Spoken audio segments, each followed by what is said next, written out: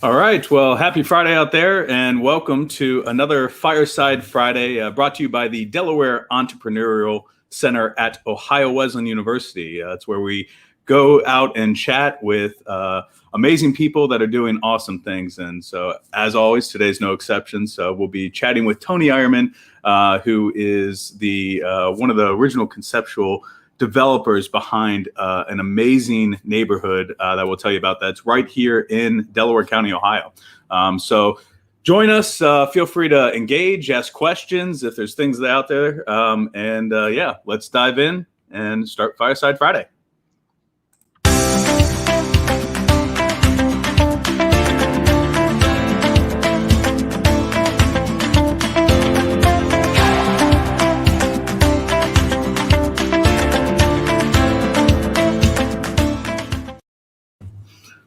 All right. Well, pleasure, Tony, to have you here joining us. So welcome to Fireside Friday at the Delaware Entrepreneurial Center. Thanks for having me. It's a pleasure to be here. So, one of the things that we always kind of try to start to do just to give perspective, because obviously, familiarity, especially with this one being, part in our township where I live, and kind of the evolution of Evans Farm, but then also you as yourself, because you've been around in the land development trade or industry, for basically your entire career. And then, now this is a very, an entrepreneurial effort, based on the history that you've had, I think, throughout the different positions held. But if you want to give just like an origin story of, where your kind of career started and, how it evolved through the years, and then where we're at now with, Evans Farm, and then the lead to develop that. Sure. I am a landscape architect by training. I got my degrees from Ohio State, came out of grad school in the early 80s and moved to South Carolina in Charleston, and immediately started working on all kinds of real estate development down along the low country and from basically North Carolina to northern Florida, and doing everything from working on Keogh Island, just doing a condominium development, to doing several thousand acres of master planning along the southeastern seaboard and golf course communities. And after a couple of years there, my wife and I decided we needed to move back home. Columbus and Central Ohio is home.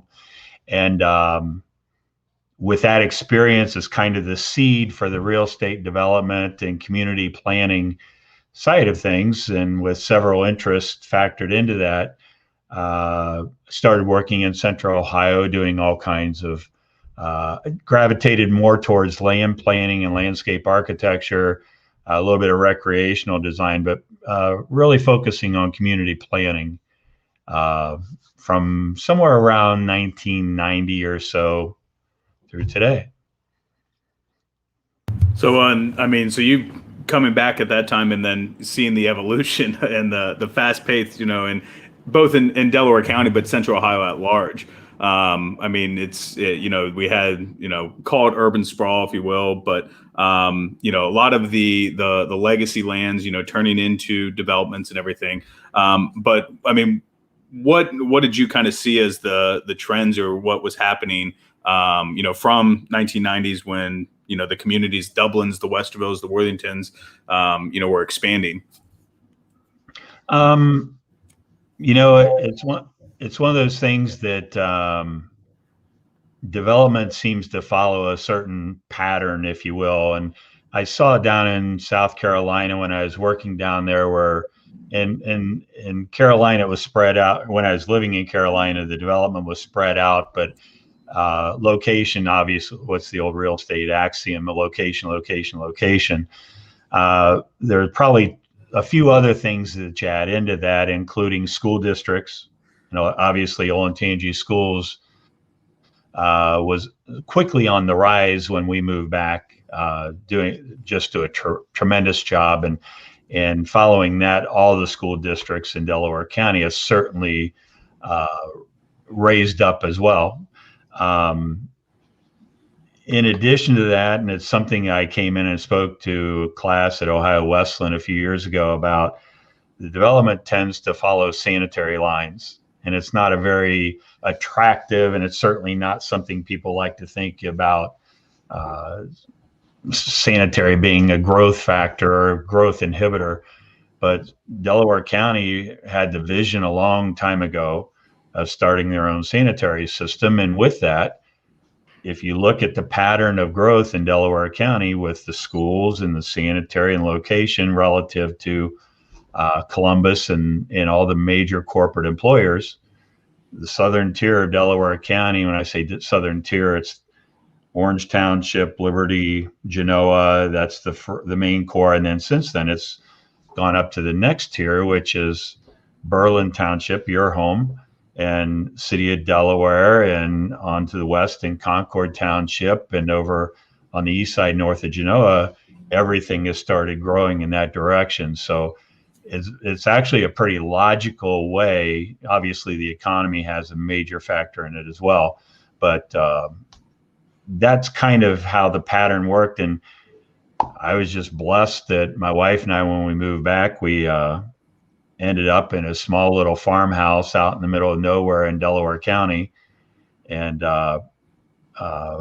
growth kind of came to us, and I was in the right position at the right time and had all this experience down in South Carolina and Florida and North Carolina, Georgia, doing community planning, particularly with golf courses, and started working all this golf course community development in Southern Delaware County. And I was considered an expert, which was hilarious to me at the time, but because I had I'd worked with Jack Nicklaus and Reese Jones and Robert Trent and Tom Fazio and a number of really premier golf course architects down there. It just came up here, and everyone thought I knew what I was talking about. I told them pretty nicely, didn't I? Yeah. Well, and I mean, that brings up, a good point. I mean, and also like a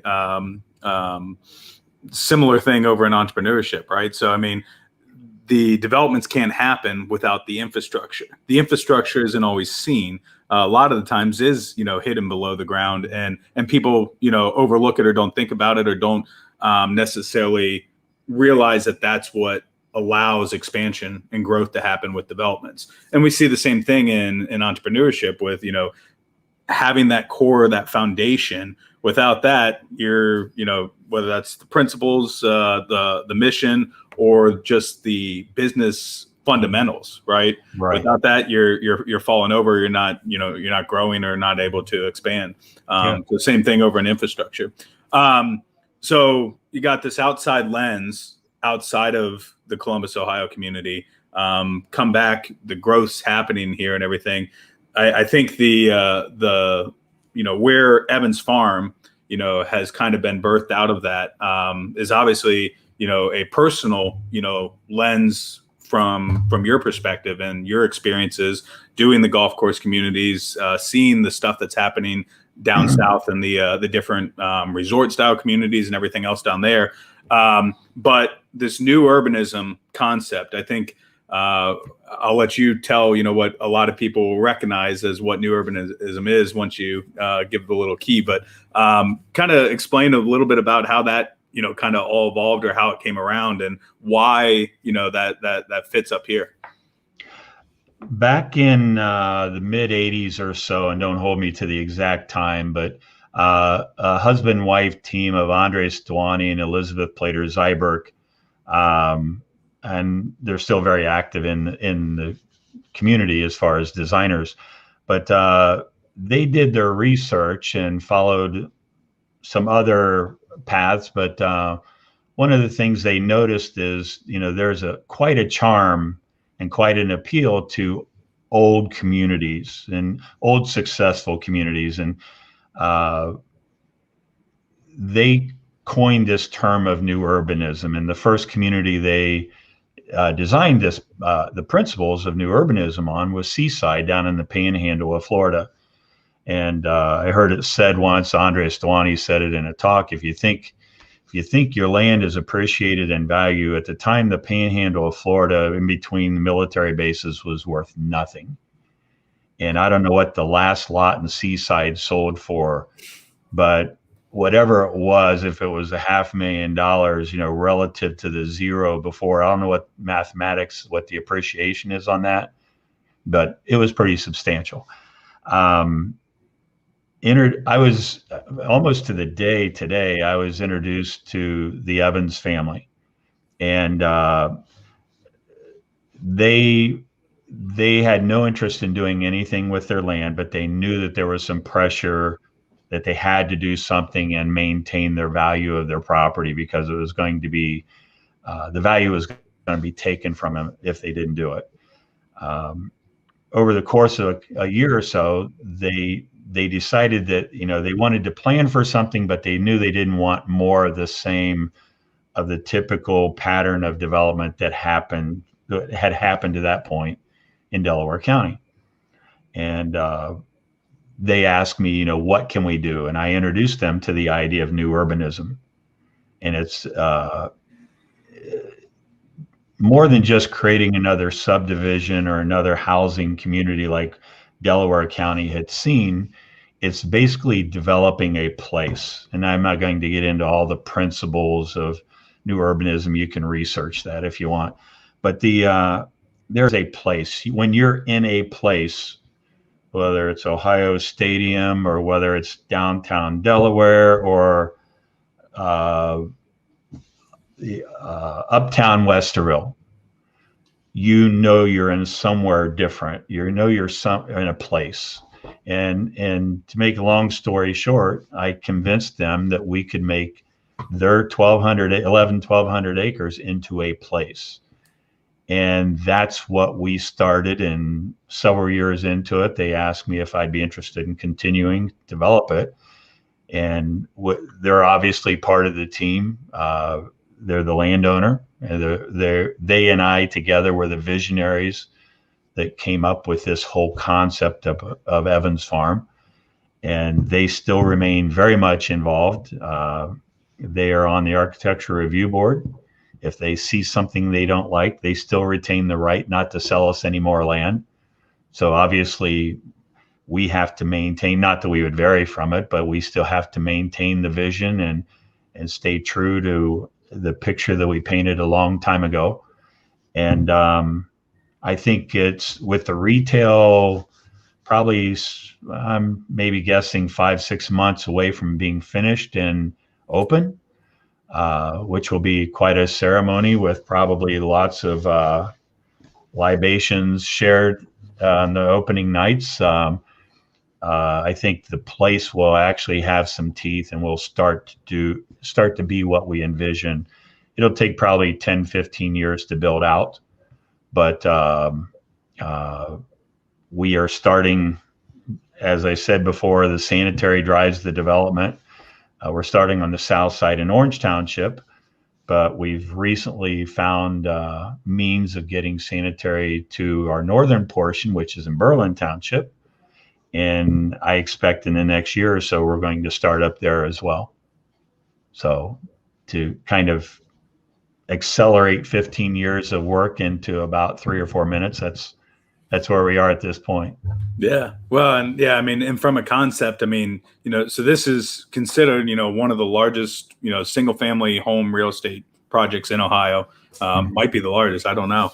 I think it's a $1.2 billion initiative or something, somewhere in there. That was an appraisal about 5-6 years ago.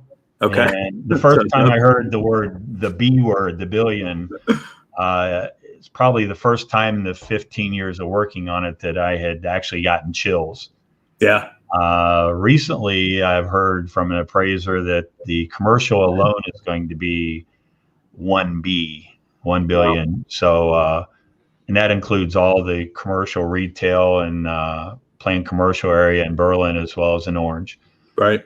But then single family by itself with the home values and everything will easily be another billion. So the numbers, it's just another comma or another zero, Right.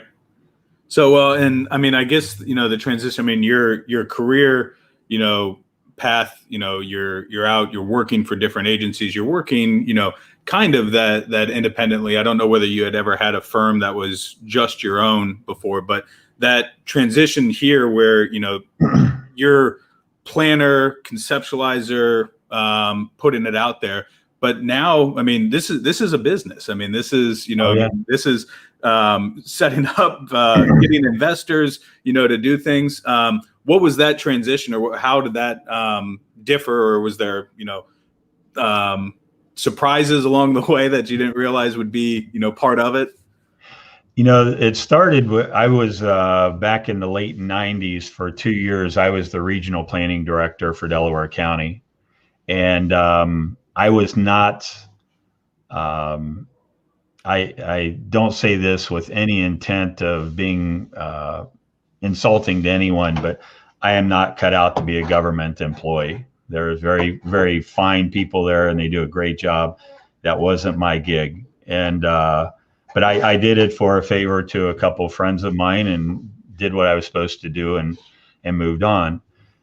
While I was a regional planning director for those 2 years or so, I was working up here in Delaware County, but on weekends and at nights, sometimes I would help a friend of mine work down in southwestern Ohio, in the Cincinnati area, and started consulting just on the side. And it wasn't any real intent that that's where I was going to go.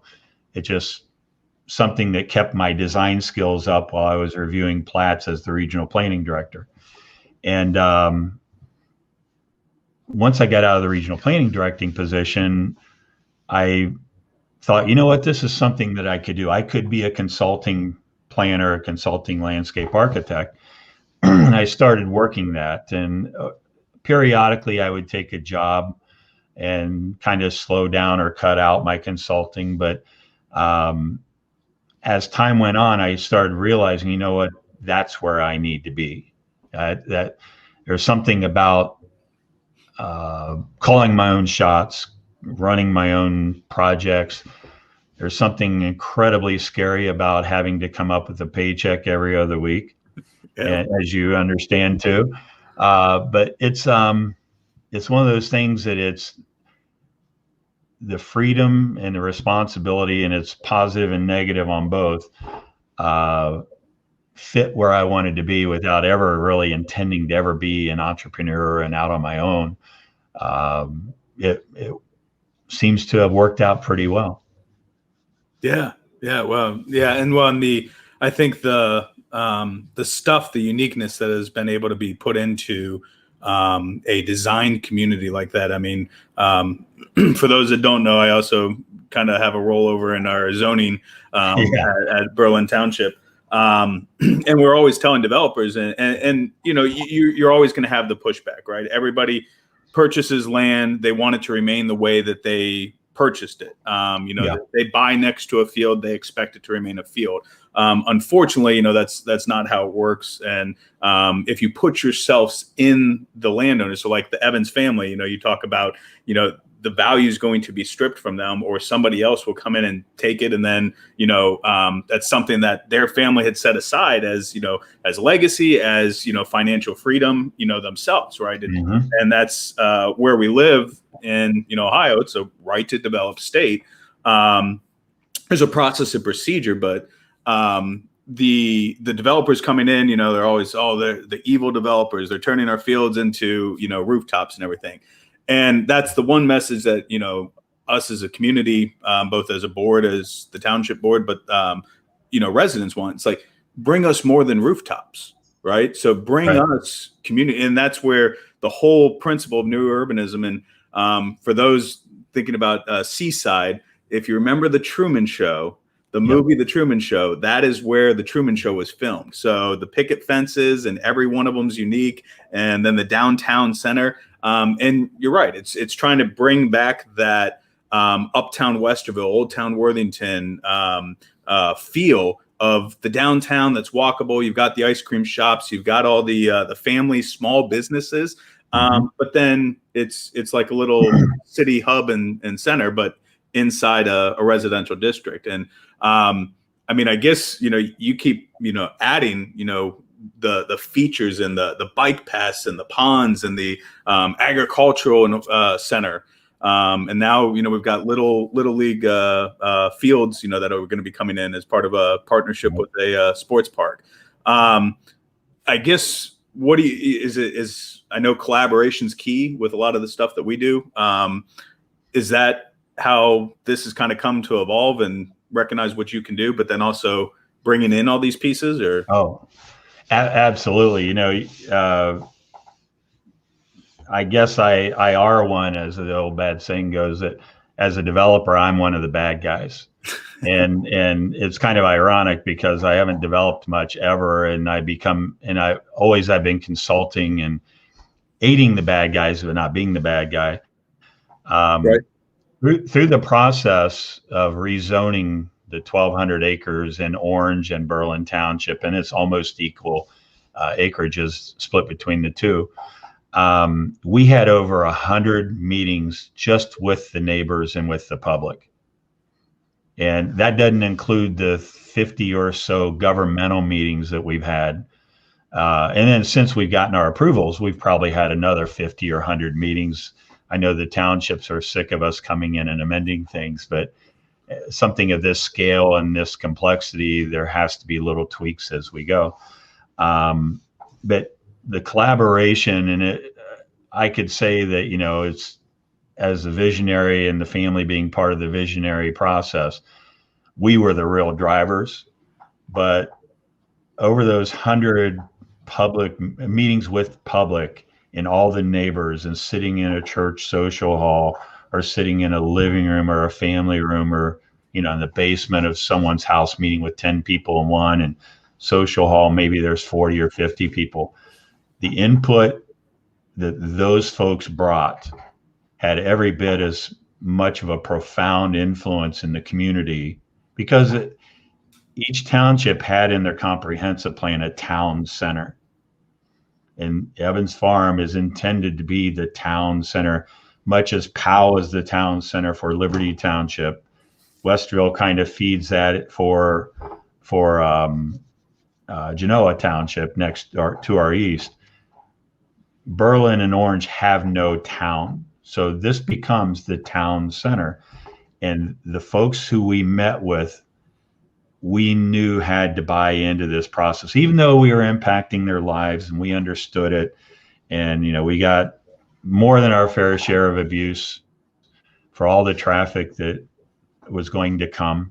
We heard them loud and clear, and we've spent a lot of money and pledged a lot of money to improve the infrastructure for the streets, for the sanitary, the storm, the water, schools, all of it's, whether it's utility infrastructure or social infrastructure. We're more than paying our fair share of that, but it came from the voices of the residents and all the different players that were here long before. Well, over the 60 years the Evans family had it, these folks were around all that time before we got involved. So collaboration was key. I mean, anyone that tells you they're going to do something on their own probably is either not telling the truth, or they're bound to fail. Yeah. Oh, yeah. Completely agree. I mean, that's when you think about it. The term self-made, right, is not accurate, right? Right. It takes way more stuff, and even as you've alluded to, the original conceptualization of it, and then how it's evolved, and how that would be a good fit here. Let's how can we do that, right? And so that constant building upon things, and the vision remains the same, in the track of where you're going, but the way that you get there, and then the features or the things that get added along the way were kind of unknowns ahead of time, right? It's like, didn't think about that, but yeah, why not?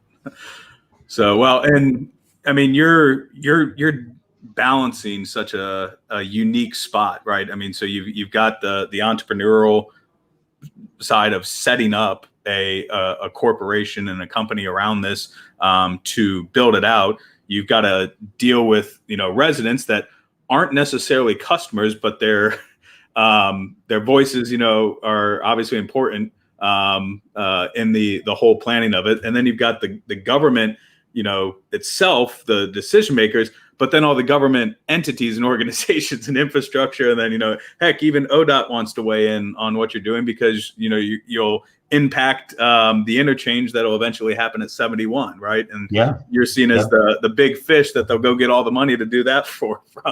Right. So, I mean, what's the juggle, for you and the balance, and how do you handle and manage, multiple parties that all have their own stakeholder values and desires of what to get out of it and everything. How do you manage that process, internally at, the company? Well, my partner and I have agreed that every day's different. It depends on who's calling us that day, and it's usually an ask. It's never a reward, but with pretty much a common focus on what our visions are and where how we're going to deliver it. It might influence how we deal on a day-to-day basis, but we always have the checks and balances of how the big picture is and our commitment to the family and to the townships and the county and our neighbors, how those are all going to be impacted as well. I was at the National Town Builders Conference last weekend, or 2 weekends ago now, and a guy came up and asked a similar question, and the guy was sitting across the table apparently is a sailor, because he said, you have your target out there and the wind is blowing in different directions, and you never sail right, a sailboat guy. Never sail right at the target. You tack this way, and then you tack this way, and you tack this way. But you're always going in that center focal point. Wherever your destination is, that's where you're headed. And I thought, I'm not a sailor. I've only been on a sailboat once, but that's a pretty profound analogy. So I'll tell him I borrowed it for today's talk, but and that's what we find ourselves doing daily. It's just how we're going to tact without losing sight of where we're going. And obviously the finances always have something to do with it, because you can never lose sight of, with all due respect to everybody involved, we're still in it for the money too, Sure. We love Berlin Township, we love Orange Township and everything, and we'd like to do it for free. But my wife and I have taken a liking to eating and like a roof over our heads too. So yeah. Well, no, I mean that's the principles of business. So and I think people hear the billions now understand that that's appraised values and everything. That's not the company. I'm not going to see revenue. But and then also again back to that infrastructure, right? How expensive infrastructure, the sewer, the water, getting everything in there, and then everything that goes, underneath the ground, and then all the responsibilities on top of that of being, the original constructor of the roads and, the clearing of the land. And I mean, there is a ton of upfront capital that goes into, developments and everything. And everybody just sees it like, oh, you're just making a bunch of money off of this, but probably don't understand the impact and all the things that have to happen in order for that to even be, a pipe dream, right? Yeah, and the first project we encountered as we were going through our engineering submittals and reviews was having to widen Lewis Center Road, which is our main road on the south side of the community. Before we even broke ground on the first street in the community, we had to put over $1 million just to widen the street. And it was planned, but it wasn't planned at that point. But we had to do that. And, we've made commitments to the county that as we grow and as more households are brought in, we have to widen other perimeter roads that surround our community. And from a kind of the old rule of thumb thing, a developer doesn't see a profit until the last 30% of the lots are built. And until then, he's basically scratching and clawing, just trying to make it. Right. We're nowhere near the last 30%. We've got quite a ways to go for that. So, it's it's not unexpected. We knew it was coming, and it's planned that way. And we're on a salary, a very modest salary, but we know in the end that not only will we be rewarded from a pride and integrity standpoint, but we'll also see a little payday too at the end. Sure. Yeah. Well, I mean, yeah. Again, it is entrepreneurship. It is, building a business. It's not the product, might have a little different form factor or feel. It's not a software as a service company, but I mean, it's an organization, an entity with, the defined, here's the product, here's the customer, here's the capital, investment, and then here's the return on investment, right? Yep. And then here's all the unknowns and the hiccups that chop away at that along the way. And hopefully you thought of enough of them that it doesn't bite you in the shorts, as you go. Right. Well, and then especially with the nature and the size of what you're doing, and then the forces, if you will, the powers that be that are outside of your controls, right? I mean, so you're doing a long time development as opposed to a neighborhood that goes up in a year or two and you're in, you're out, and you're on to the next one. This is, I mean, a project in itself that's going to span multiple decades, decades, probably right. From conception to reality, and then different administration changes locally, nationally, a pandemic that halts the world. I mean, the journey and of what what was originally conceived and conceptualized, and now that you're seeing the commercial buildings go up and that being put into the 3D real world, as opposed to you have an eye probably more than most that can look at a drawing and understand what that's going to be and how that materializes. And a lot of people look at that. I'm like, oh, I don't understand how that's going to look, but you probably have that eye. But now that you're seeing it, in its full form factor and everything, what's that like from thinking back to the initial seed spark? Oh boy. There probably isn't a square foot in Evans Farm that I haven't walked through in my mind 100 times. I don't know what you would call it. If you call it social engineering, some people probably call it insanity. But when we hosted the Parade of Homes a few years ago, I had this vision of what it was going to look like. And the night before the Parade of Homes, up to that point, I'm just a nervous wreck. My stomach's churning constantly. And the night before the Parade of Homes opens, I'm walking down the street and the street lights turn on, they're censored on. And at that moment I went, yeah, it looks like what I thought it was going to look like. Another street to the west has smaller lots, more intimate. We've gotten to that point of saying, yeah, that's what that was supposed to look like too. The retail's the next big one, and that's kind of our welcome mat into the community. And that one, and its scale, its design, its uses, it's basically the whole symphony of all the different factors coming together into a built environment, into a place. And I'm not foolish enough to believe they're all going to work. They're all going to be perfect. I still say that's why God invented trees and shrubs, is to cover mistakes. And I think Frank Lloyd Wright once said, doctors have it easy. They get to bury their dead. All I get to do is plant plants to cover my mistakes. I'm hoping for a lot of plants someday, but right now it seems to be working pretty well.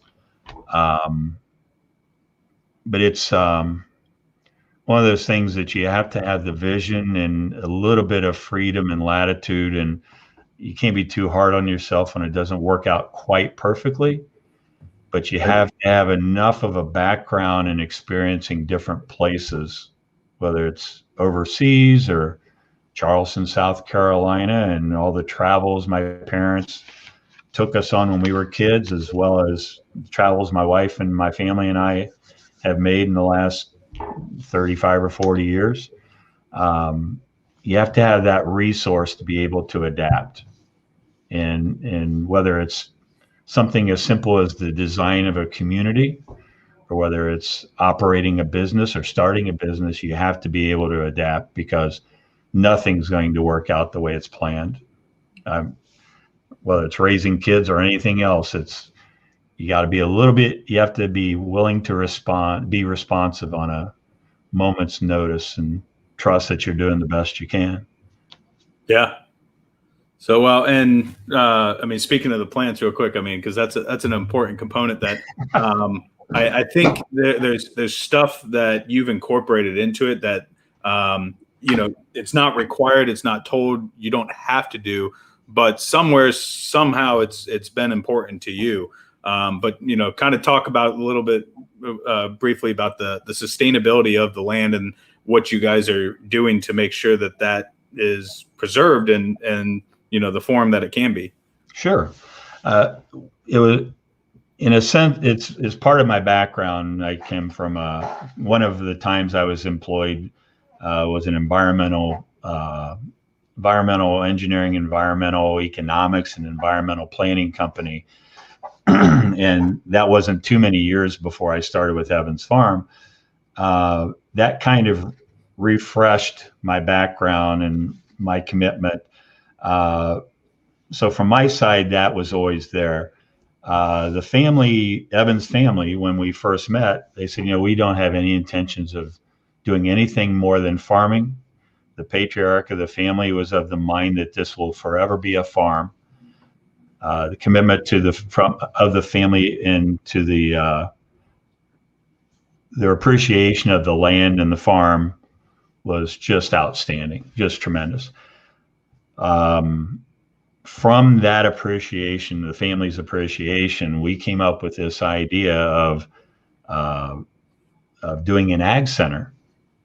And originally, it kind of started as a typical equestrian center, and the family had 3 daughters. I had 3 daughters, each of which were involved in 4-H. So it evolved, and it was brainstorming to a point and throwing. It's like the old spaghetti test. You throw a little spaghetti at the wall after it's boiled a while to see if it sticks. If it sticks, it's good. We threw a lot of spaghetti, and it evolved from an equestrian center, which to me would have been a major failure, to an ag center. So if a child wants to raise a sheep for 4-H, they have a place to board it. Obviously, you can't keep it in the backyard. The health department won't let you do that. Right. Maybe the zoning commission of Berlin Township won't let you do it either. Yeah. But the ag center was an easy thing to point to and say, sustainability. But it's written in our zoning text for recycle centers and for open space and the maintenance and preservation of open space. And we didn't just find the worst piece of property. We found the most environmentally sensitive property. We could have blasted through the woods and built houses in the woods. And obviously, every time you build a house in the woods, you kill 4 trees, so you end up losing what you're trying to save. Instead, we decided we were going to make a commitment that open space, those wooded areas, were going to be used for the community in perpetuity, for recreation, for amenity, for environmental issues. And then what we ended up doing, just to kind of complement that whole recreation thing, is we started tying those wood lots to pathways. And we went as far as meeting with the Army Corps of Engineers and the Ohio Department of Natural Resources to tie it to Alum Creek State Park, which is to our eastern neighbor. And they thought it was such a great idea that they allowed us to continue talking with them about extending trails into the state park.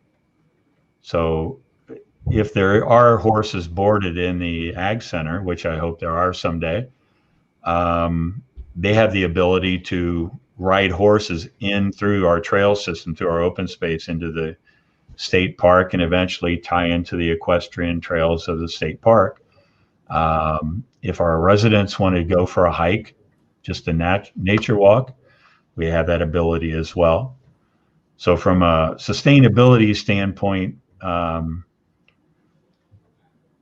an environmental standpoint, we feel like we've done a heck of a job on it. And it was primarily the driven part came from the family. From a social standpoint, the sustainability side, the residents love all of our parks. We aren't finished building them out yet. We've still got some work to do this summer, I hope, to finish off the first few in phase one. And then from an economic standpoint, our plans are to have it as sustainable as possible as well, without having too much of an economic impact on our residents. Yeah, well, and I think one of the things we did to help balance that is we had a park along the railroad corridor, and the community needed ball diamonds. We knew that from the early planning stages. Right. We had a guy step up and wanted to build 7 soccer fields and 7 ball diamonds, and a couple of them overlap. But it's open to the community, and we held fast to our commitment to the family and to the residents, our neighbors, that there would always be a ball diamond open for the residents. And one of my favorite movies is Sandlot, and it's kind of a hokey thing for me to refer to, but I grew up in the same area, that same idea that there's always a lot down on the corner or up across the street that we could go play ball on. So the fellow who came in and bought this park from us and has made a commitment to build it has agreed that there will always be a ball diamond open for the community. So nice. We have that too. So sustainability is a pretty large subject, but it's something that we've incorporated throughout our community, and family and we are all very much committed to it. Yeah, well, and I think the other piece there, the harvesting of the acorns and seeds from the property, and then growing them, so one, cost savings factor, but also that commitment to that mission. And it goes into, an entrepreneurial lesson of, use the resources that you have to help foster, the future, of what you'll need. Yeah. We had our first, we have, for the sake of anyone on the listening, we have a greenhouse. We made a commitment to the family a long time ago that we would start raising our own trees. Obviously, trees take a little while to develop and to grow to something of any substance. In the first 2 or 3 years of development, we've had to buy all of our trees from the nursery, which was expected. Last fall, we planted our first 50 to 60 trees that we collected the seeds from and grew them and planted them as street trees to the community. And while we don't expect it's going to happen every year in the next couple years, we have started the pipeline to grow trees in fact, that's what I do almost every day, is go out and water the trees. And then in the fall, I go collect the seeds. But we probably have 12 to 1,500 trees in pots at our nursery on site. We have about another 300 or 400 trees at a local farm that has really good soil, and that's where the street trees get large enough to grow in so we can transplant them. But that's one of the things we do. Yeah. We've had some comments throughout here with stuff. So talking about the numbers, the growth, the scale, of the development. So appreciate that. And so, Tony, it's been a pleasure. For the people that, want to find out more about Evans Farm, or, I know you guys don't build houses yourself. You've, again, collaborated with a number of amazing home builders. So there's, a little bit of flavor for everybody. You can find what you want down there. But where should people go to connect or find out more about what you guys are doing down there? Our website is evansfarmoh.com. We have all of our contact information is there. It starts to paint a little bit of a picture. We probably need to update it a little bit. And with all the new development coming in, and we just sold basically 3 sections of phase 2 and have 2 more that we're starting construction on yet this summer.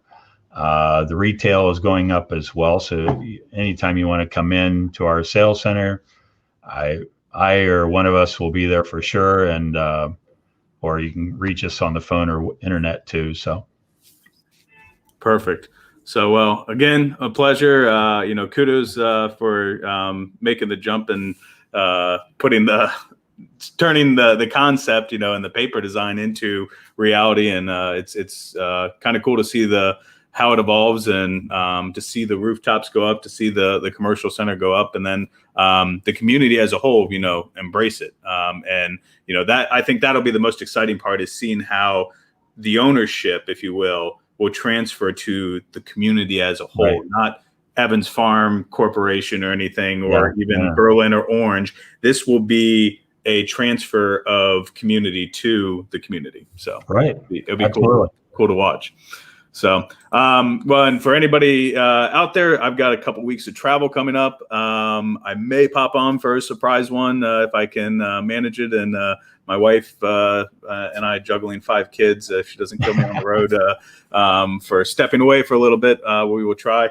But if not, the next hard scheduled one is, let's see, I think it's July. I got to look.